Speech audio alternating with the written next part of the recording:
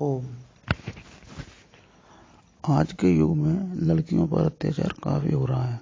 वैसे भी संस्कार की कमी सब जगह पर परिलक्षित होती है, तो बहन बेटी का बचना काफी मुश्किल प्रतीत होता है। हर जगह उसे भोग की वस्तु बनाकर ही दिखाया जा रहा है और यही हमारे नाशक कारण भी बन गया है। यह इस विषय पर छोटा, प्रामाणिक और आखिरी ही वीडियो है, क्योंकि इस विषय को उठाने का आग्रह कई बार किया गया है, लेकिन कोई मंत्र, साधना या सिद्धि का ज्ञान केवल आमने सामने नहीं दिया जाता है, वह भी दीक्षा के बाद।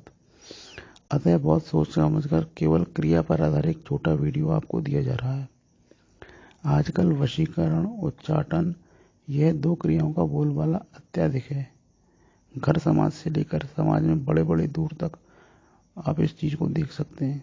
हर जगह पर इस चीज को क्रिया के रूप में काम में लिया जा रहा है।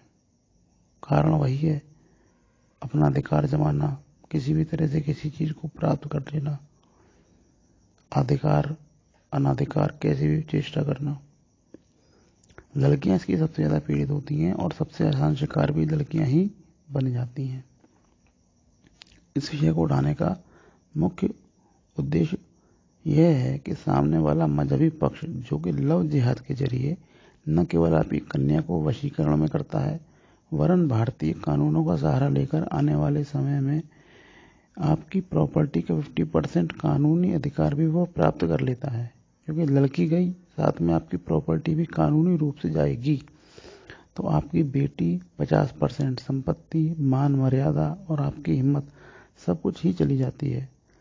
अब आप सब कुछ करते हैं, लेकिन आपकी लड़की या बहन बेटी रुक नहीं सकती और अपने माँ बाप को ही त्याग करके वह बहन या बेटी चली जाती है।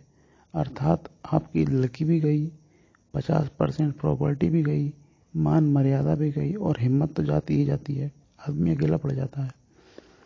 उपाय: इस विषय पर भगवती काली, बजरंगबली बाबा, भैरव वीर व अन्य देवताओं के कई अनुभूत उपाय हैं, जो बहुत ही तत्क्षण काम करते हैं, फायदा करते हैं, लेकिन उन तंत्रों व मंत्रों को यहाँ पर देने का कोई लाभ नहीं।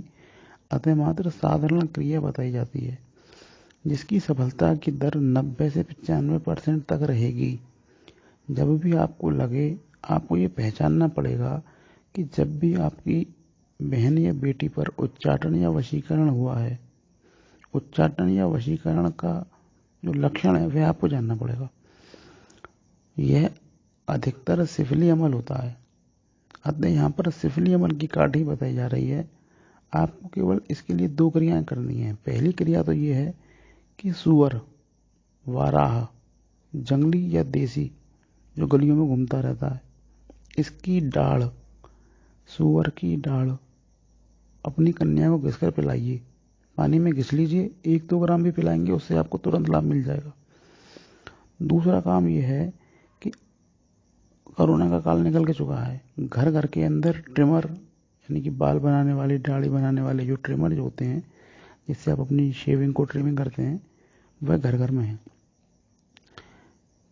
अपनी कन्या को किसी भी तरीके से समझा बुझा करके उसके सिर के बाल गायब कर दीजिए। हो सके तो पीड़ित कन्या का सिर बिल्कुल क्लीन शेव कर दीजिए।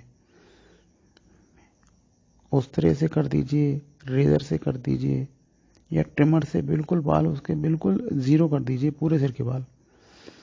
अक्सर पहले कन्या के सिर के बालों पर यह अमल किया जाता है।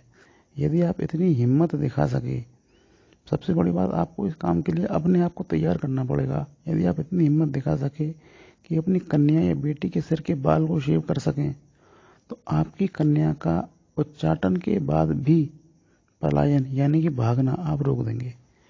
ये चीज पक्की बात है कि आपकी कन्या का उच्चाटन के बाद भी, वशीकरण के बाद भी जो पलायन जो होने वाला है वह रुक जाएगा। इसके अंदर दोनों ही काम करने पड़ेंगे। सूअर का दांत या डाढ़ वो आपको घिस के पिलानी पड़ेगी पानी में, और अपनी कन्या के सिर के बाल आप शेविंग कर दें। इस उपाय का जो सक्सेस रेट है वो 95% इसलिए दिया है क्योंकि कई बार कोई समस्या साइकोलॉजिकल होती है, उसमें कोई अमल नहीं होता, उसमें कोई उच्चाटन नहीं होता, उसमें कोई वशीकरण होता ही नहीं है, यानी कि प्रॉब्लम होती ही नहीं है। वहाँ पर anxiety obsessive compulsive disorder, nervous breakdown, hypertension, bipolar जैसे डिसऑर्डर्स होते हैं, तो यह क्रिया आपकी कोई काम नहीं करेगी। अंत में आपकी बहन बेटी को आप रोकेंगे आपके द्वारा दिए गए अच्छे संस्कारों से। और शुद्ध भोजन भी इसके अंदर बहुत बड़ी भूमिका निभाएगा। शुद्ध भोजन की शुद्धता बहुत जरूरी है, संस्कार की शुद्धता बहुत जरूरी है। दुर्भाग्य का कारण है आज ये दोनों नहीं मिल पा रहे। भोजन भी शुद्ध नहीं है, संस्कार तो खैर बहुत ही ज़्यादा हालत खराब है, टीवी और इन सब से आप देख ही रहे हैं। लड़की के उतारे हुए बाल किसी काली मंदिर में ही दान करें, वरना उसका भी गलत इस्तेमाल हो सकता है। इन दो क्रियाओं में आपको किसी भी पंडित जी, तांत्रिक, ओझा की कोई ज़रूरत नहीं। इसका कहीं भी कोई भी साइड इफेक्ट भी नहीं, कहीं आपका 2 रुपये का आपका खर्चा भी नहीं। अन्यथा कोई तांत्रिक या ओझा या गुनिया इस क्रिया को करने के लिए बहुत बहुत पैसे ले लेते हैं और तमाम तरह के यज्ञ करते हैं, पता नहीं क्या क्या करते हैं, और पीड़ित पक्ष को और ज़्यादा परेशान करते हैं। यह जनता की सेवार्थ, जनता के हितार्थ ये 2 उपाय आपको बताए गए हैं। इसमें किसी भी तरह का कोई परहेज नहीं, किसी भी तरह का कोई आलंबन नहीं, किसी भी तरह का कोई आपको टोना टोटका नहीं है। यह कोई भी कर सकता है। लड़की का पिता, लड़की का भाई बड़े आराम से 2 काम कर सकता है। इस काम को करें, आपको आशातीत लाभ मिलेगा। हरिओम।